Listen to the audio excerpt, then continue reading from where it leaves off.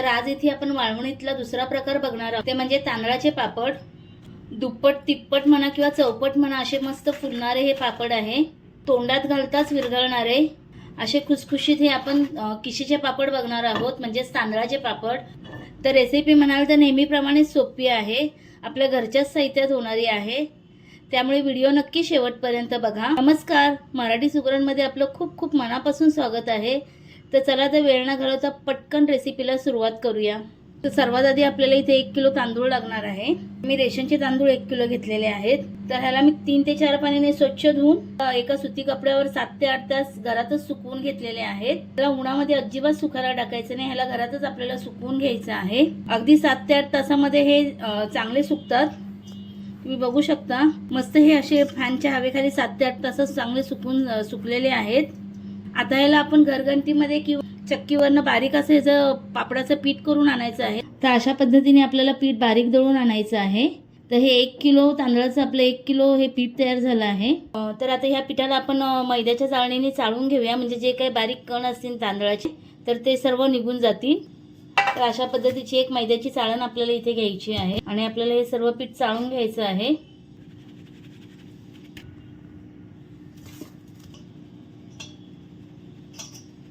तर इथे पीठ चाळून घेतलं आहे। तर आता हे आपल्याला सर्व पीठ मोजून घ्यायचं आहे। तर एखाद्या वाटीने किंवा एखाद्या कपने हे पीठ तुम्ही सर्व मोजून घेऊ शकता। इथे मी 1 किलो पिठातलं अर्धच पीठ घेतलं आहे। तर आता हे पीठ आपण मोजून घेऊया। तर इथे मी ह्या कपाने हे पीठ सर्व मोजून घेणार आहे। अगदी अलगदच हा कप भरून घ्यायचा आहे आपल्याला, जास्त दाबून भरायचा नाही। तर इथे 3 आणि हा 3.5 कप मी इथे पीठ घेतला आहे। 1 कप पिठासाठी आपल्याला इथे 1.25 कप पाणी लागणार आहे। एखादी वाटी किंवा कपच्या साह्याने हे पीठ पूर्ण मोजून घ्या तुम्ही। कपाच्या साह्याने आपल्याला पाण्याचं प्रमाण घ्यायचं आहे। तर पापडासाठी आपल्याला साहित्य लागणार आहे, तेही मी तुम्हाला दाखवते आता। तर इथे आपल्याला अर्धा किलो पिठासाठी हा जो पोहे खायचा जो चमचा आहे, ह्याच चमच्याने मी 1.5 चमचा पापड खार घेणार आहे। हा 1 चमचा आणि हा अर्धा चमचा, असा एकूण 1.5 चमचा इथे मी पापड खार घेतला आहे। वजनी म्हणाल तर 15 ग्राम हा पापड खार आहे। तर इथे आपल्याला 1 चमचा मीठ लागणार आहे। वजनी म्हणाल तर 10 ग्राम हे मीठ आहे। मीठ तुम्हाला जसं कमी जास्त हवं त्या हिशोबाने तुम्ही टाकू शकता। आणि इथे आपल्याला 1.5 चमचा इथे जिरे घ्यायचे आहे। वजनी प्रमाण म्हणाल तर 10 ग्राम हे जिरे आहे।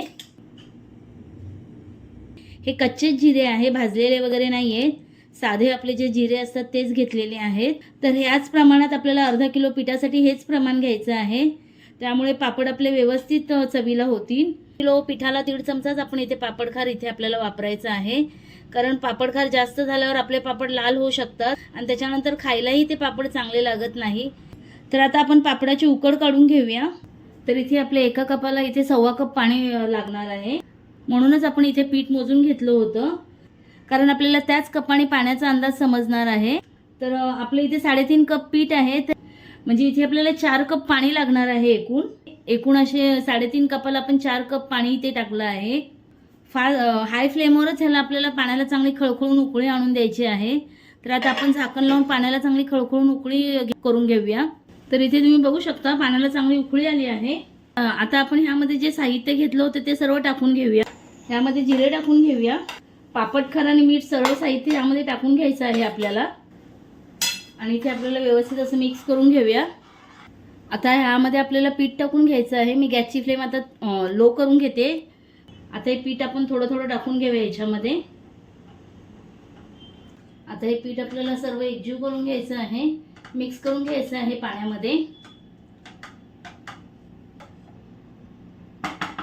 आणि 10 मिनिटासाठी याला झाकण लावून आपल्याला वाफ काढून घ्यायची आहे याची।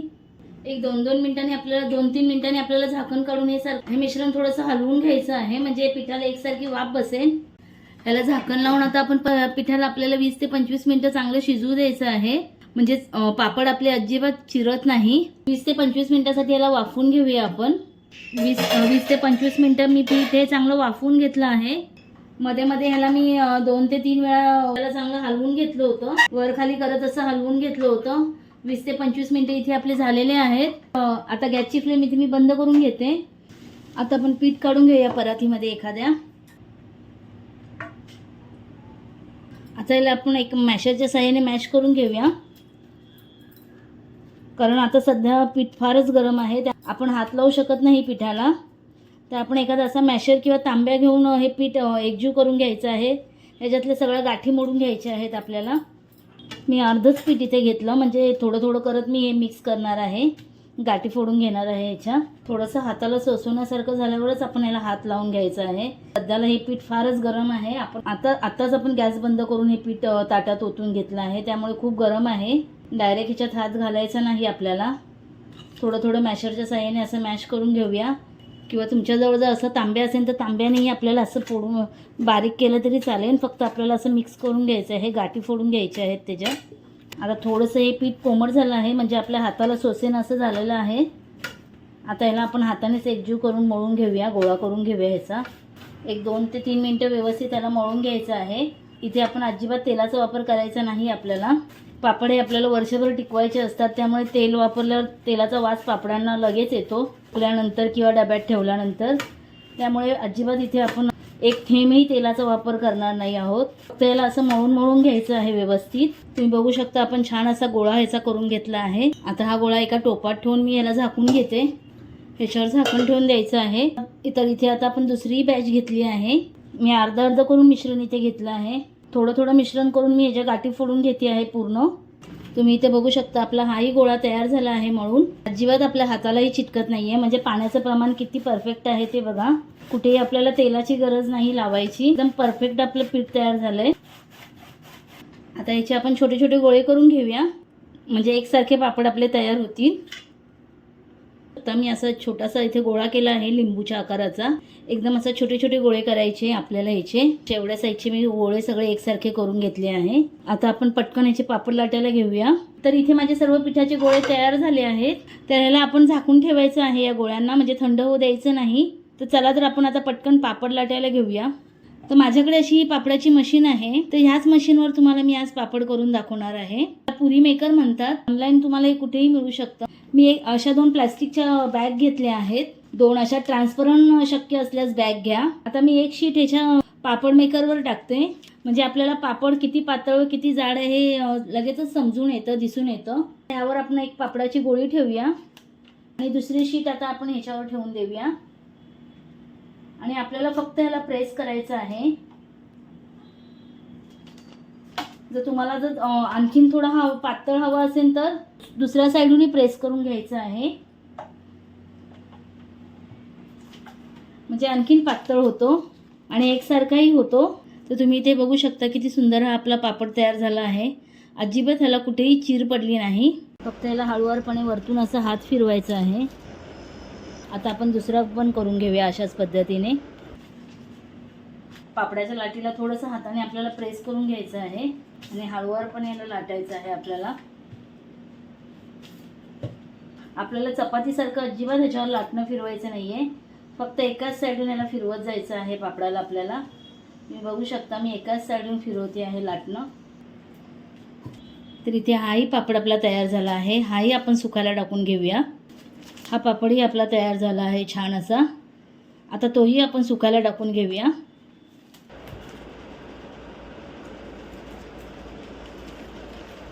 तुम्ही बघू शकता हाही आपला पापड तयार झाला आहे. आता आपण अशाच पद्धतीने सर्व पापड तयार करून घेऊया. अशा पद्धतीने मी इथे सर्व पापड बनवून घेतले आहे. आज मी घरातच याला सुकवणार आहे फॅनखाली. उद्या मी त्याला उन्हात ठेवणार आहे 2 दिवस.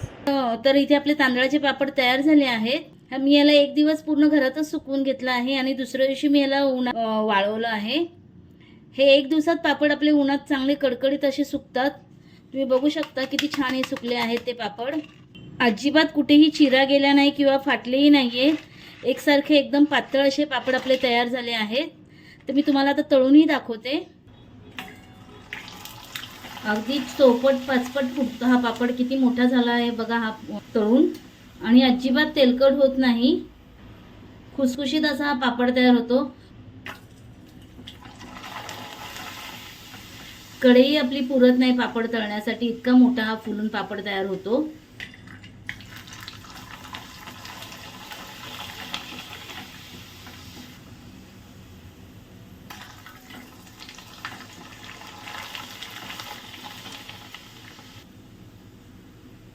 तुम्ही बघू शकता किती हा पापड आपला फुलला आहे तो.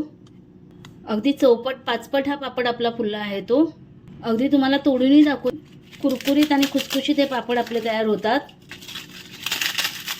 तर आवाजानेच तुम्हाला समजत असेल किती खुसखुशीत हा पापड आपला झाला आहे तो. हातातच आपला चुरा होतो आणि अजिबात तेलकट हे पापड होत नाही.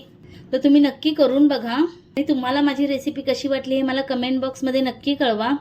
रेसिपी आवडल्यास एक लाईक जरूर करा, आपल्या मित्रमैत्रिणींसोबत शेअर करा आणि अशाच नवीन नवीन रेसिपी बघण्यासाठी मराठी सुगरणला सबस्क्राईब करायला विसरू नका.